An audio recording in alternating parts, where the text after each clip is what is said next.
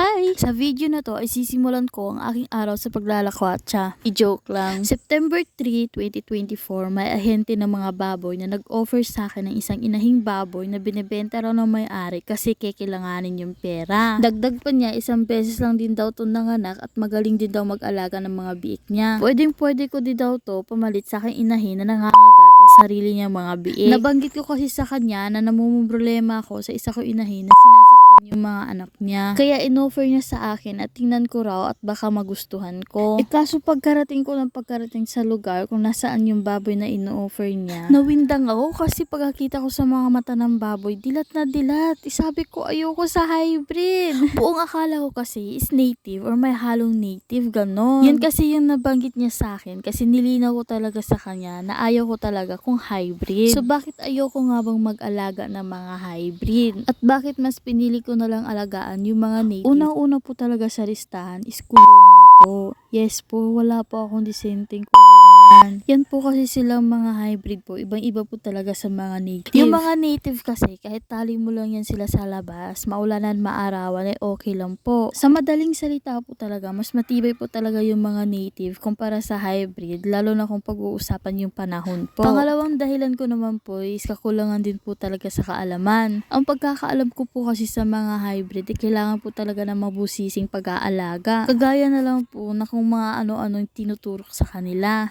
Sa part ko din kasi, nahahasilan ako sa mga ganyan-ganyan. At bukod doon, tinitiknisan yan sila, which is komplikado naman siya sa part ko. Ayoko kasi na madaming kuskus balus, gano'n. Alam ko naman sa sarili ko na kayang-kaya ko aralin or pwedeng-pwede ko matutunan ang mga tamang bagay-bagay sa pag-aalaga ng mga hybrid. Kaso feeling ko naman is hindi pa ako ganun kahanda, kaya next time na lang at may mga tamang panahon para dyan. So punta tayo sa pangatlong dahilan, na kung saan din po ay usong-uso siya ngayon at kinakatakutan talaga ng mga lahat na magbababoy, which is nga po yung ASF. Kung napapatanong po kayo kung bakit, ang sagot ko po ay medyo something. Pagtawanan nyo ko or not, itong mga baboy ko kasi is parehong survivor ng ASF. Kahit yung mama nila is survivor din po talaga. Yung mama nila nakailang beses nang dinaanan ng ASF yon. Pero ang ironic lang kasi pagkabilad lang sa araw yung kinamatay. Ito namang mga anak niya sa akin na nabili ko noong April last year ay nakadalawa or 3 beses nang dinaanan ng ASF. So, sa awa ng Diyos at buhay pa sila. Pang-apat na rason ay yung uri or klase ng pagkain.